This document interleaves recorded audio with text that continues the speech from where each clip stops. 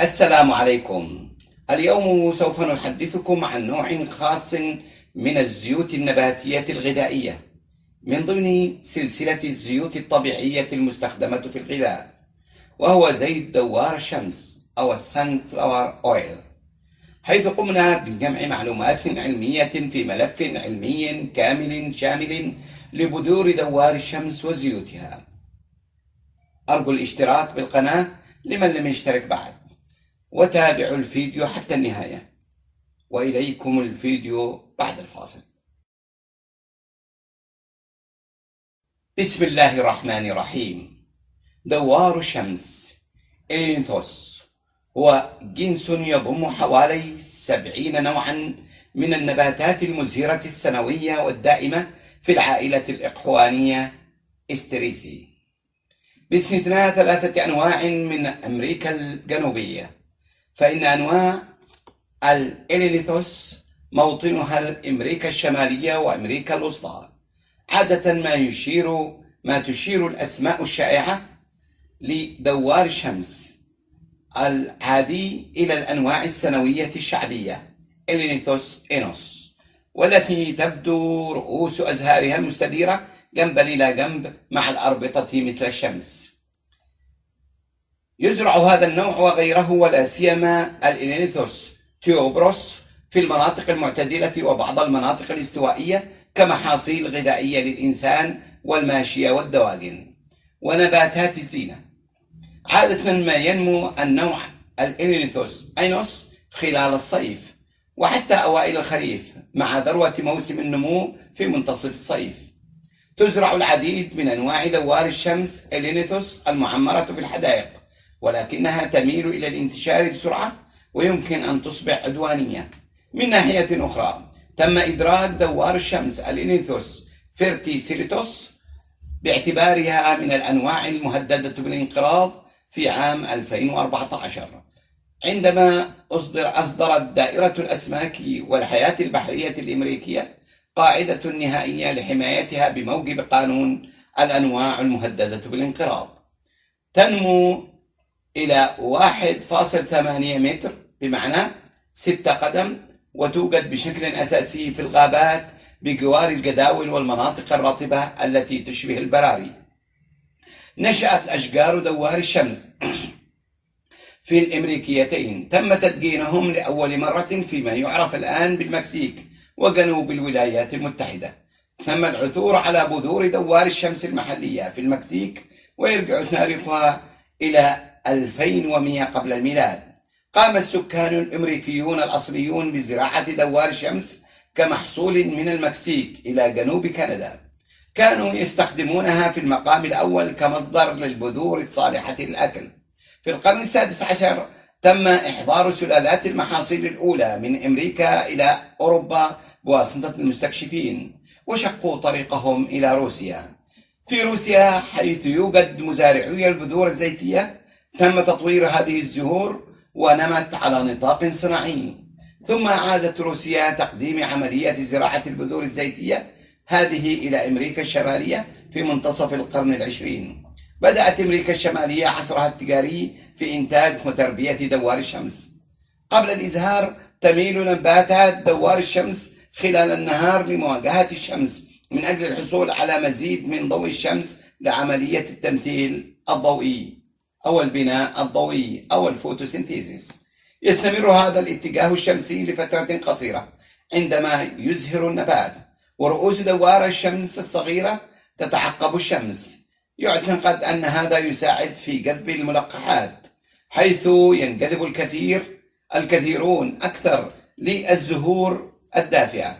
بحلول الوقت الذي تنضج فيه تتوقف أزهار دوار الشمس عموما عن الحركة لتظل في مواجهة الشرق، مما يجعلهم يدفنوا من شروق الشمس. لبذور وبراعم دوار الشمس الشائع الإلينثوس أينوس استخدامات طبية متعددة.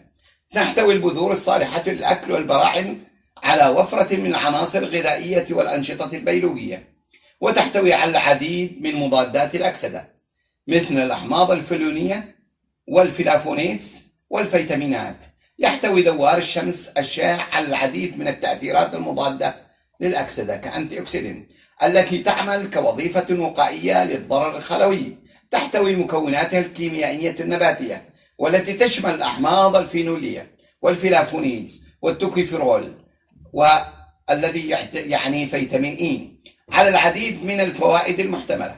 تحتوي بذور دوار الشمس والبراحم أيضا على تراكيزات عالية من الفيتامينات A و B و C، وهي غنية بفيتامين B3 النياسين، كما أنها تحتوي على العديد من المعادن مثل الكالسيوم والبوتاسيوم والحديد.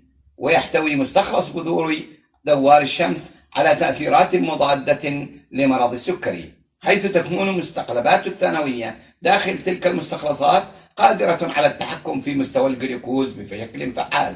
من المعروف أن الببتيدات النشطة بيولوجيا الموجودة في دوار الشمس لها تأثيرات خافضة للضغط. يساعد زيت نوار الشمس أيضا في النشاط المضاد للالتهابات ويمنع تلف المعدة، وهو بديل علاجي في عملية التئام الجروح المجهرية والإكلينيكية. زيت نوار الشمس هو الزيت غير المتطاير المستخلص من بذور دوار الشمس الإيلينثوس أنوس. يشيع استخدام زيت دوار الشمس في الطعام كزيت للقلي وفي مستحضرات التجميل كمطريات. من خلال عمليات التربية والتصنيع الانتقائية يتم إنتاج زيوت بذور دوار الشمس بنسب مختلفة من الأحماض الدهنية. الزيت النصري له طعم محايد. يحتوي الزيت على كمية كبيرة من فيتامين إي. اعتبارا من عام 2017 يجري تطويل تحليل الإلجينيوم وتطوير دوار الشمس الهجين لزيادة إنتاج الزيوت لتلبية طلب المستهلكين المتزايد على زيت دوار الشمس وأنواعه التجارية. في عام 2018 بلغ الإنتاج العالمي من زيت دوار الشمس 18 مليون طن بقيادة أوكرانيا وروسيا، باعتبارهما منتجين رائدين يمثلان معا 53% من الإجمالي العالمي.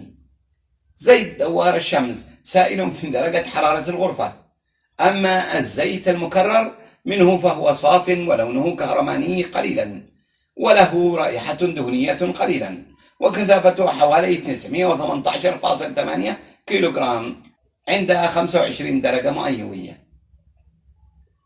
ودرجة الدخان للزيت المكرر حوالي 232 درجة مئوية، أما الزيت الغير مكرر حوالي 107 درجة مئوية. أما قيمة التصبن حوالي من 188 إلى 194.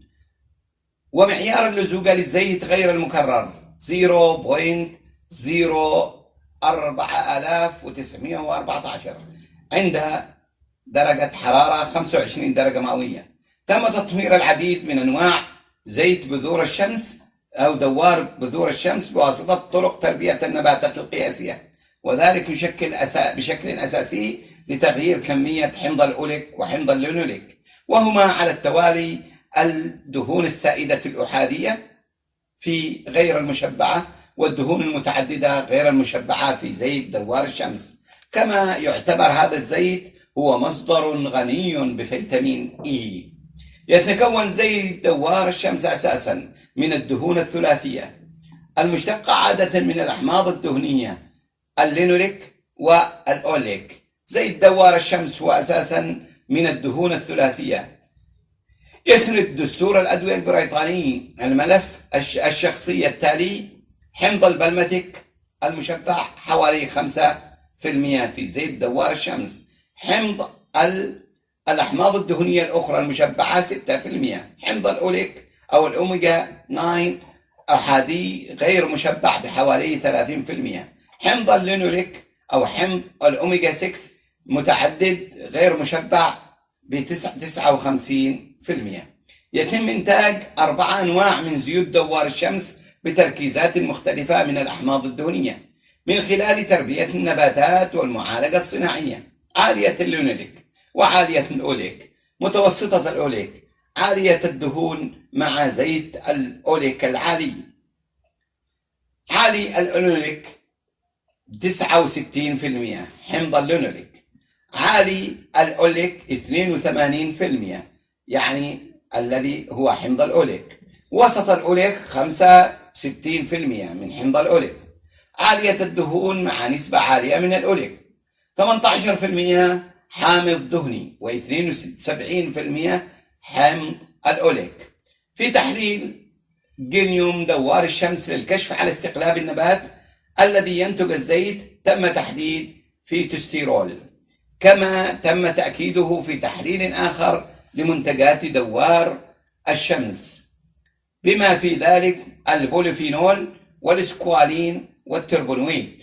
كما يحتوي دوار الشمس على فيتامين إي بنسبة 41 ملغ لكل 100 ملي، وعلى فيتامين كاب بنسبة بسيطة جدا بحوالي 5.4 ميكروغرام لكل 100 ملي، بينما لا يحتوي زيت بذور الشمس زيت بذور دوار الشمس على بروتين إطلاقا، نظرا لأن زيت دوار الشمس يتكون أساسا من أحماض دهنية غير مشبعة وأحادية غير مشبعة أقل استقرارا، فقد يكون عرضة بشكل خاص للتحلل بفعل الحرارة والضوء اللذان يحفزان الأكسدة ويسرعانها.